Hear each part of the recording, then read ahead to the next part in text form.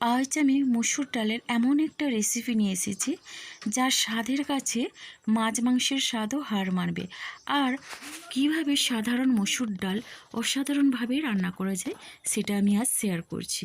তো নমস্কার বন্ধুরা, মনীষা রান্নাঘরে সবাইকে স্বাগত।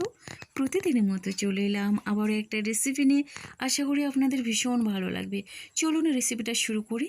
তো মসুর ডালের রেসিপির জন্য এখানে 1 কাপের মতো আমি নিয়েছি মসুর ডাল, মানে 4 কাপে 1 কাপের মতো মসুর ডাল। আর একটা বড় পাত্রের মধ্যে ডালটা নিলাম। এখন ডালটাকে বেশ ভালোভাবে ধুয়ে নেব। খেয়াল রাখতে হবে মসুর ডালের মধ্যে কিন্তু একটু সাদা পাউডার থাকে, সেটা কিন্তু খুব সুন্দরভাবে জল পাল্টে পাল্টে ধুয়ে নিতে হবে। দুপুরে গরম ভাতের সাথে যদি থাকে এই রকম সুস্বাদু স্বাদের মসুর ডাল, তাহলে কিন্তু আর কোনো কিছুর প্রয়োজন হয় না। এটা দিয়েই সমস্ত ভাত খেয়ে নেওয়া যায়, এমনকি রুটির সাথে খেতেও ভীষণই ভালো লাগে। অনেকেই কিন্তু মসুর ডাল রান্না করেন, কিন্তু সেই রকম সুস্বাদু করতে পারেন না। তবে আজকে আমি যে পদ্ধতিতে রান্না করছি অবশ্যই একবার ট্রাই করে দেখবেন। ভীষণই টেস্টি হয় মসুর ডালের এই রেসিপিটা। তো দেখুন, এইভাবে ডালটাকে চটকে চটকে আমি ধুয়ে নিয়েছি। আর দেখুন, ডালের মধ্যে কিন্তু একটা পরিষ্কার জল চলে এসছে। যতক্ষণ না একটা পরিষ্কার জল না আসে ততক্ষণ পর্যন্ত কিন্তু ডালটা ধুয়ে নিতে হবে। দেখুন, ডালটার থেকে এখন জলটা ঝরিয়ে নিয়েছি। এবারে রান্নার জন্য গ্যাসে কড়াই বসিয়ে দিয়েছি। আর কড়াইটা গরম করে এখানে দিয়ে দিলাম খুব সামান্য পরিমাণে সর্ষের তেল। এবার দেখুন, তেলটাকে বেশ ভালোভাবে গরম করে নিলাম। আর এখন আমি তেলের মধ্যে দিয়ে দিচ্ছি একটা শুকনো লঙ্কা ফোড়নে, সেই সাথে দিয়ে দিচ্ছি গোটা জিরে হাফ চামচের মতো। এখন দেখুন, লঙ্কা আর ফোড়নটাকে হালকা করে একটু ভেজে নেব। তারপর এখানে দিয়ে দিচ্ছি রসুন। এখানে 5 থেকে 6 কোয়ার মতো রসুন এইভাবে ছোট ছোট করে কেটে নিয়েছি। এবার আমি রসুনটা দিয়ে একটু নাড়াচাড়া করে নিচ্ছি। আর রসুনটা দেওয়ার পরে এখানে আমি দিয়ে দিচ্ছি পেঁয়াজ কুচি। একটা মাঝার সাইজের পেঁয়াজ এইভাবে কুচি করে নিয়েছি। এবার পেঁয়াজ দিচ্ছি। শেষ পর্যন্ত বন্ধুরা দেখতে থাকবেন। এমন একটা সিক্রেট মশলা দিয়ে আমি ডালটা রান্না করব, যেটা স্বাদ কিন্তু বন্ধুরা 10 গুণ বেড়ে যায়।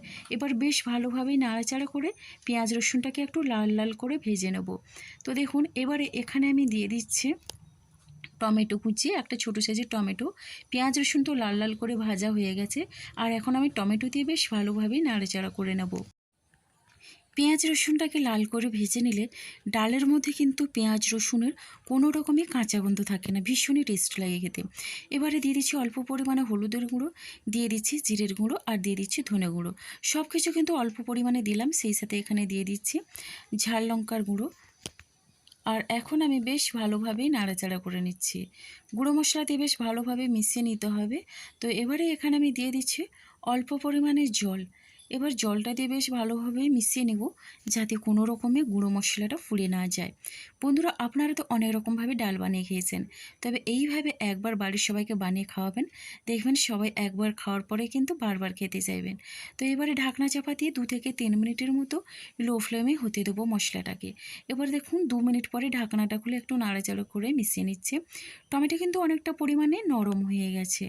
এবার দেখুন, এই যে ডালটা আমি রান্না করছি একেবারে ঝটপট মাত্র 10 মিনিটেই। ডাল রান্না করতে বেশি সময় লাগবে না এই পদ্ধতিতে। আমরা তো মসুর ডাল রান্না করার সময় আগেই ডালটা সেদ্ধ করে নিই, তবে এইভাবে মশলার সঙ্গে কষিয়ে যদি রান্নাটা করা যায় খুব সহজে সেদ্ধ হয়ে যায়, সেই সাথে রান্নাটাও খুব সুস্বাদু হয়। এবারে দেখুন, ডালটা দিয়ে মশলার সঙ্গে বেশ ভালোভাবে নাড়াচাড়া করে নিচ্ছি। আর এইভাবে মশলার সঙ্গে নাড়াচাড়া করে ডালের মধ্যে যে একটা জল থাকে সেটা কিন্তু শুকিয়ে নিতে হবে। দেখুন, মশলাটাও খুব সুন্দরভাবে ডালের সঙ্গে ভাজা ভাজা হয়ে গেছে। এবারে এখানে দিয়ে দিচ্ছি খুবই সামান্য পরিমাণে, মানে হাফ ইঞ্চি পরিমাণে আদা বেটে রেখেছিলাম। এবার আদা বাটা দিয়ে বেশ ভালোভাবে নাড়াচাড়া করে নিচ্ছি। আমি কিন্তু আদাটা তেলের সঙ্গে ভাজিনি, তো এইভাবে ডালের সঙ্গে একটু নাড়াচাড়া করে নিচ্ছি। এতে করে কিন্তু ডালের একটা সুগন্ধ আসবে, আর আদার কাঁচা গন্ধটাও চলে যাবে। তো বন্ধুরা দেখুন, আদা দিয়ে এইভাবে এখানে 1 থেকে 1.5 মিনিটের মতো মিডিয়াম ফ্লেমে আমি রান্না করে নিলাম। এবারে রান্নার জন্য দিয়ে দিচ্ছি আমি জল। তো এখানে আমি বড় গ্লাসের 1 গ্লাসের মতো জল দিলাম। আর এই জলটা দিয়ে বেশ ভালোভাবে মিশিয়ে নিচ্ছি। এই ডালটা কিন্তু একেবারে আমি পাতলা করব না, একটু মাখো মাখো করব। তার জন্য কিন্তু জলটা 1 গ্লাসের মতো আমি দিলাম। এবারে দেখুন, জলটা দেওয়ার পরে এখানে দিয়ে দিচ্ছি স্বাদ অনুসারে লবণ। আর লবণটা দিয়ে দিচ্ছি এখানে কাঁচা লঙ্কা চেরা। তো এখানে 3টে কাঁচা লঙ্কা চেরা দিয়ে দিলাম, সরি 2টো কাঁচা লঙ্কা। কাঁচা লঙ্কা দিয়ে ঢাকনা চাপা দিয়ে এখানে 5 মিনিটের মতো একেবারে মিডিয়াম ফ্লেমে রান্না হতে দিয়েছিলাম। তো দেখুন বন্ধুরা, ঢাকনাটা খুলে একটু নাড়াচাড়া করে নিচ্ছি। ডালটা কিন্তু আমার সেদ্ধ হয়ে গেছে। তো এই পদ্ধতিতে যে রান্না করবে সেও কিন্তু বুঝতে পারবে এই ডালের আসল স্বাদ। তো দেখুন, এখন আমি একটা উইক্সের সাহায্যে বেশ ভালোভাবে এইভাবে মিশিয়ে নিচ্ছি।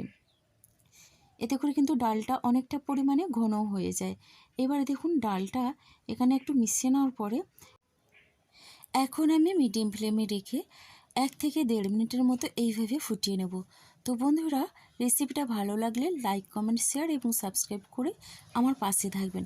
তো দেখুন, এখানে কিন্তু ডালটা একটু ফুটিয়ে নিয়েছি, সুন্দর একটা গন্ধ বেরিয়েছে। আমি কিন্তু আমার পছন্দের মতো মশলা দিয়ে রান্না করছি। এবারে গ্যাসের ফ্লেমটা একেবারে লো রেখে দিয়েছি। আর এখন আমি ডালটাকে একটু নামিয়ে নেব। দেখুন, একটা বড় পাত্রের মধ্যে ডালটাকে ঢেলে নিলাম।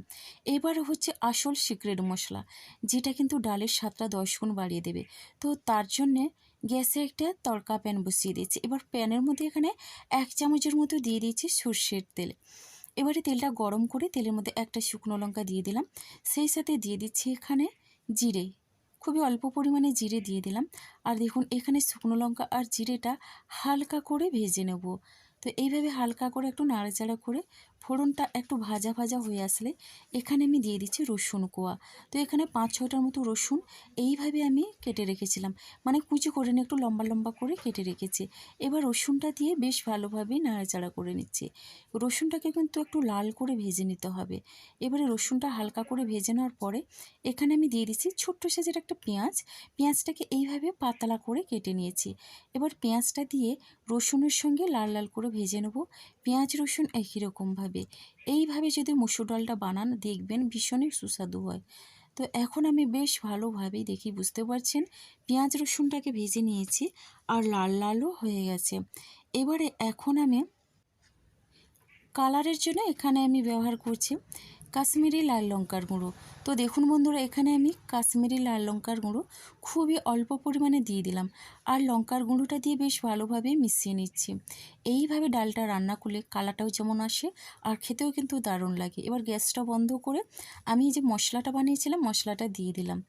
তো বন্ধুরা, আমার মতো করে কারা কারা ডাল রান্না করেন অবশ্যই কমেন্ট করবেন। আপনাদের একটা কমেন্ট কিন্তু আমাকে অনেকটা উৎসাহিত করে নতুন নতুন রেসিপি বানানোর জন্য। তো বন্ধুরা, এই মশলাটা আমি বেশ ভালোভাবেই মিশিয়ে নিচ্ছি।